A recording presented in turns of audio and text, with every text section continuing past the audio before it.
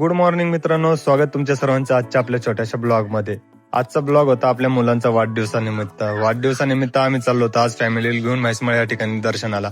मग काय गाडीला रिवर्स मारला आणि चला म्हटलं आज म्हैसमाळला जाऊन येऊ, कारण की आजच्या दिवशी आपल्या मुलाचा जन्म झाला होता. जन्म झाल्यानिमित्त त्याला आज सकाळी आईचं दर्शन द्यायचं आपलं मनात ठरवलं होतं. मग जात असताना मुलाचा आनंद, फॅमिलीचा उत्साह बघून माझं पण मन असं एकदम शांत चित्ताने चाललं होतं. मग काय आम्ही निघालो होतो म्हैसमाळला जाण्यासाठी. फायनली पोहोचलो होतो मग म्हैसमाळच्या आईच्या घाट सेक्शन वगैरे पार करू म्हटलं. आणि मस्त आज आपण एक गुप्त ठिकाण दाखवणार आहे मित्रांनो, जे काही तुरळक लोकांना माहिती मित्रांनो. मग काय खराब रस्ता पार केला ना आलो होतो मी गुप्त ठिकाणी. हे आहे आईचं सगळ्यात जुनं ठाण, जिथं आई गुप्त झालेलं होतं. गिरजा आई इथून गुप्त झालेलं मित्रांनो. हे वातावरण बघून इतकं छान होतं ना, निसर्गरम्य वातावरणामध्ये छोटंसं मंदिर आहे. हे आईचं सगळ्यात जुनं ठिकाणी बरं का मित्रांनो. या ठिकाणची मूर्ती ही ओरिजिनल मूर्ती. पहिले म्हैसमाळचं नवीन मंदिर व्हायचं पहिले हे मंदिर होतं मित्रांनो. मग बाहेर आलो, मस्त चिराग दादाला खांद्यावर घेतलं आणि निघालो होतो आम्ही वरती पिकनिक पार्टी करायला, कारण की आपण ठरवलं होतं पिकनिक वगैरे करायची. मस्तपैकी वरती आल्याच्या नंतर सगळ्यांना मस्त भारतीय बैठक मारली, जेवण केल्याच्या नंतर चिराग दादाचा थोडा बर्थडेचा फोटोशूट वगैरे केला इथं.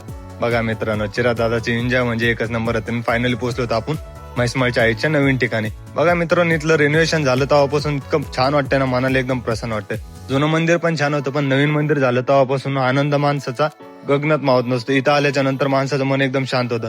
फायनली दर्शनासाठी आमची फॅमिली निघाली होती. बघा मित्रांनो, आमची आई, माझे मुंबईचे साडू हे सर्व आलेले होते चिराग दादाच्या बर्थडे साठी.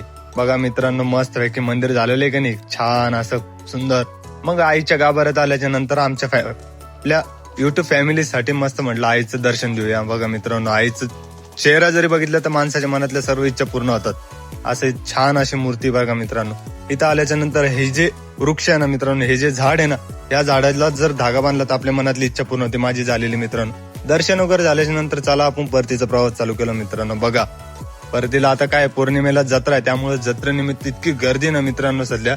तर तुम्ही जत्रेला आले ना, तुमचं पण मन एकदम प्रसन्न होईल मित्रांनो. मग काय खराब रस्ता पार करा म्हटलं, निघा आपल्या घराच्या दिशेने, कारण की आपल्याला संध्याकाळी करायचं चिराग दादाचा बर्थडे. बघा मित्रांनो, वातावरण एवढं भारी होतं ना, मन असं ढगात होतं डायरेक्ट आज. मग मित्रांनो फायनली पोहोचलो तुम्ही घरी आल्याच्या नंतर बघा मित्रांनो, आजचा जर ब्लॉग तुम्हाला आवडला असेल आणि अजून काही माहिती लागत असलं मला कमेंट मध्ये नक्की सांगा आणि आपल्या युट्यूब चॅनलला सबस्क्राईब नक्की करा.